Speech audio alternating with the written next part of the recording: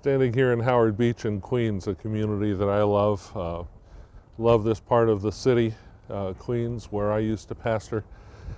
Just want to challenge you to be men and women of prayer. One of the most important things, I think, for any of us is not our strategic plan, it's not our dreams, it's a matter of how we've connected with the Lord and we're hearing His heart and filtering our will through His will.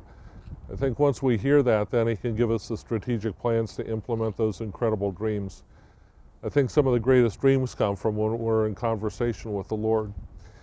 And so as we're praying, as we're talking to the Lord, as we're carrying some of the burdens and challenges that we all have, we've got people here in the city who have gone through tremendous challenges, and it's driven them to their knees in desperation just to call on the Lord and to ask Him for help.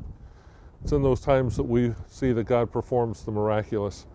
We were talking with Pastor here a little bit earlier where he was talking about the miracles that have happened. And my comment to him was, it's sunk to that. We've had to believe God. We've had to pray. And how important for us, even when things are going well, that we could be able to call out to the Lord and hear His heart, hear His voice.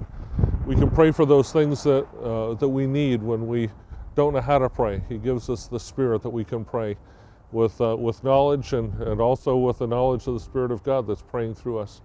He knows what we need even before we ask. Yet He asks us to ask.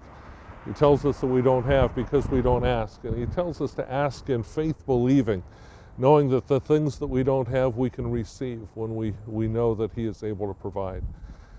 I know that God has some incredible dreams for your life and for your ministry, for your family. Whether it's kids who need to come back to the Lord, whether it's a community that needs to be reached, or a church that needs to be brought into unity to carry the vision that God's given. I want to challenge you first just to call your people to prayer. Call your family to prayer. Make it the cornerstone of the building that you're doing, the ministry that you're performing. For when we've allowed the Lord to become the senior partner in what He's calling us to do, when He brings those dreams to pass, He then can receive the glory. And that's really what it's all about, isn't it? It's not about us, it's about Him. It's about lives coming to know Him. It's about the kingdom being built and the incredible privilege we have of being a part of His kingdom plan.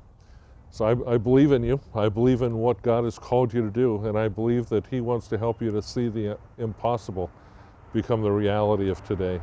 So God bless you. Looking forward to the testimonies of God's miraculous provision as He puts His hand on yours to get the work done. God bless you. Have a wonderful month.